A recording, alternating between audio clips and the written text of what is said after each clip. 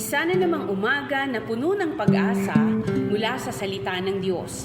Halina at makibahagi sa ating umagang pagbubulay, pagpapalakas at pagpapatatag sa ating pananampalataya sa Panginoong Hesus. Mula sa Section 6 ng Southern Tagalog District Council of the Assemblies of God, tayong lahat ay magkaisa sa pagpapalagong espiritual.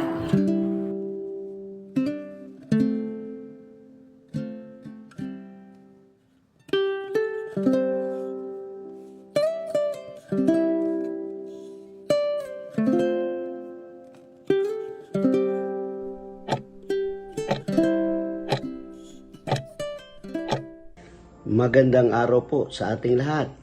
Sa ngalan ng ating Panginoon, isang mainit na pagbati sa bawat isa sa atin na narito ngayon upang magsama-sama sa isang makabuluhang gawain ng devotion.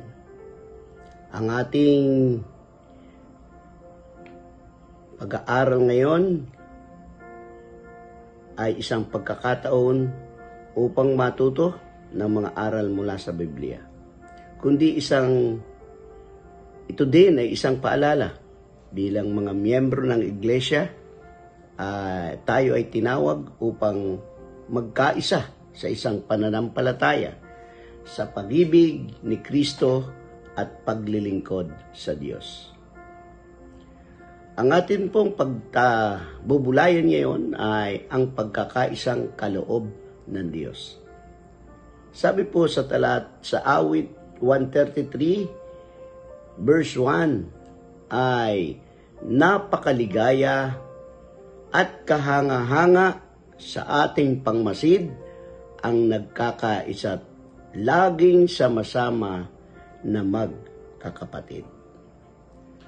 Ang lipunan natin ngayon ay punong-puno ng pagkakabahag-bahagi sa politika, sa reliyon at opinyon, at maging sa mga pamilya.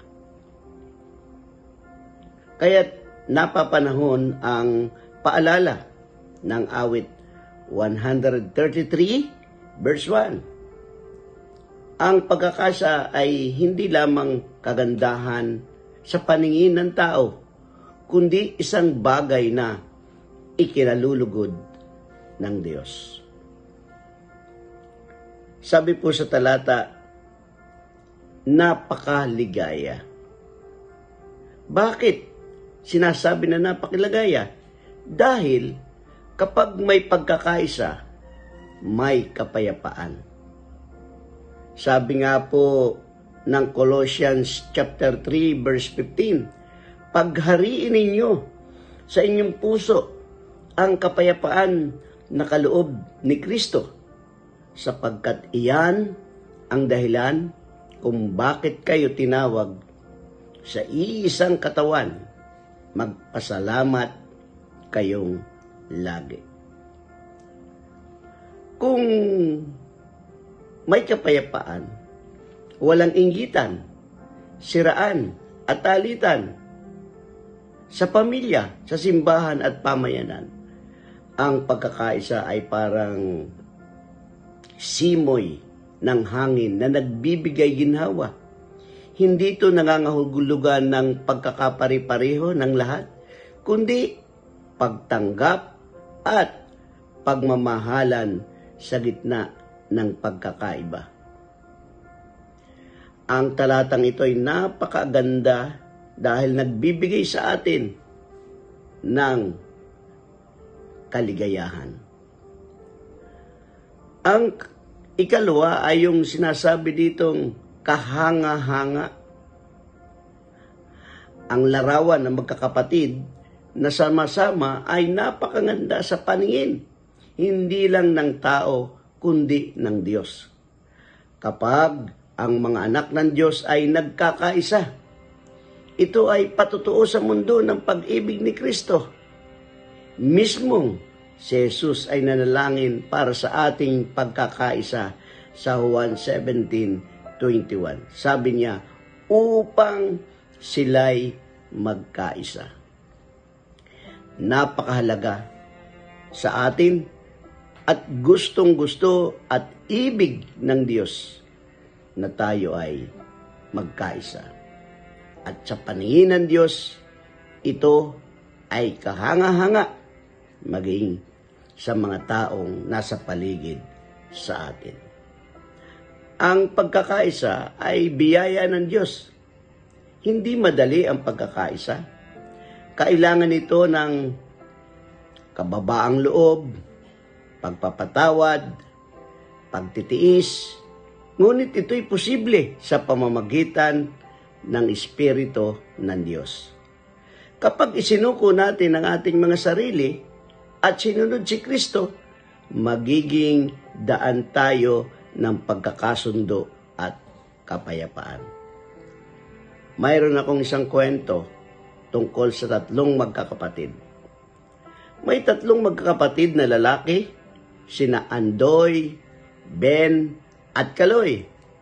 Madalas silang nag-aaway kahit maliit na bagay. Kung sino ang unang kakain, sino ang unang gagamit ng laruan, at kung sino ang mas magaling sa eskwela. Araw-araw ay puno ng sigawan sa kanilang tahanan.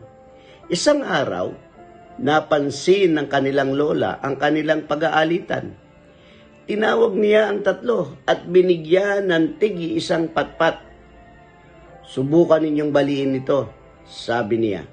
Agad nila itong nabali. Pagkatapos ay binigyan sila ng 3 patpat na magkakasama at nakatali. Ngayon, subukan ninyong baliin ito. Sinubukan niya nilang 3 pero hindi nila mabali. Ganyan kayo, paliwanag ng kanyang lola. Kapag kayo'y magkakahiwalay at laging nag-aaway, madali kayong masira. Pero kapag kayo'y nagkakaisa, walang makatatalo sa inyo.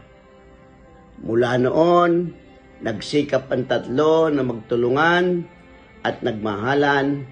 Naging masaya ang kanilang tahanan at naramdaman nilang totoo ang sinasabi sa mga awit 133 verse 1. Napakaligaya at kahanga-hanga sa ating pangmasid ang nagkakaisa at laging sama-samang magkakapatid.